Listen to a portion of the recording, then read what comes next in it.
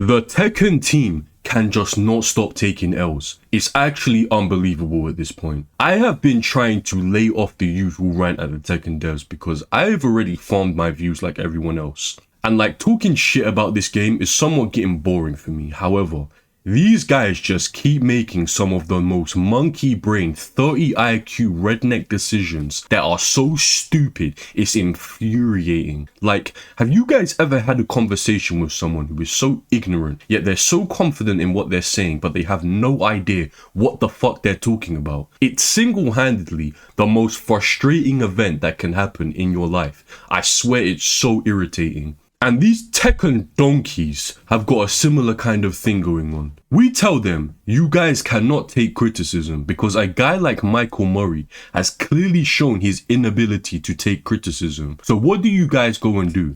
Spag and Rip suddenly both at the same time won't be commentating at TWT. Why? Why?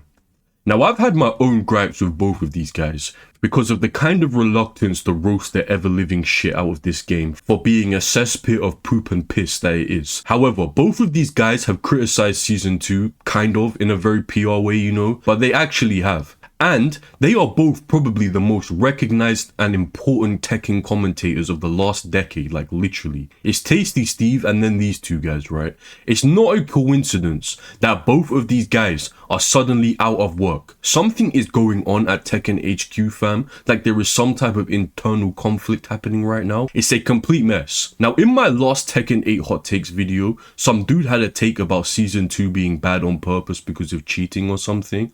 And even though this was a schizo post, it got me thinking somewhat because what if Season 2 was bad on purpose, but for the sake of kinda telling the hardcore player base to just fuck off basically? Because their game is clearly aimed to capture a casual audience, right? Clearly and realistically, the only thing keeping them from just going all meats out and making every decision with only casuals in mind is the voices of the hardcore player base. Between all the negative feedback and the boycott and all that type of shit, it kinda like pissed these guys off, right? Because they're getting so much pushback on decisions made by a subgroup of Tekken's player base that Bandai are actively trying to move on from. It's like when a neighborhood is getting gentrified, right? And the local government has to deal with all the brokies protesting because their local swimming pool is going to get knocked down or something.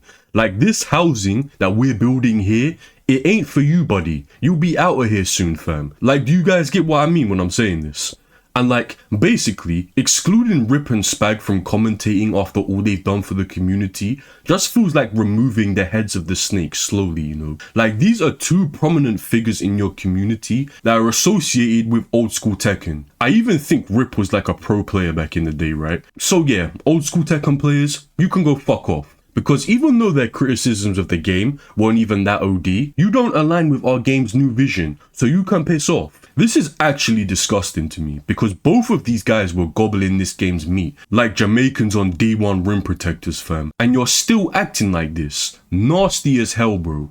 Add to the fact that these guys in Tekken 7 were at least like 30% responsible for all the sales that game made after like the first 2 years. Because the reason why Tekken 7 got so popular was because of the hype competitive scene that it had.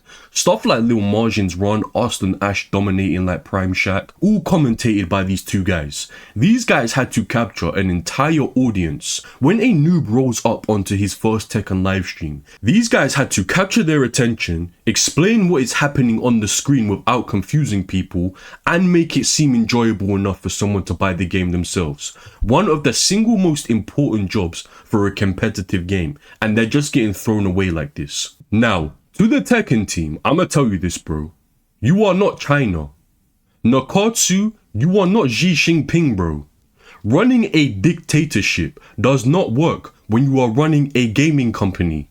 You dopey backwards blobfish orangutan fuck. Making it so that people cannot voice negative opinions only works when you have soldiers and concentration camps to back you up, buddy. We are still going to talk shit because this is fucking Tekken and we're talking shit from first world democratic countries, you dumb fuck. Bro saw their primary player base was Korea and thought they could give us the North Korea treatment. People in North Korea don't even know what a GameCube is, you dumb fuck Nakatsu. They ain't playing Tekken 8 fam. These dudes get to spectate Kim Jong-un playing Pong once a year as a national holiday and are happy. They ain't playing Tekken 8 bro, I promise you.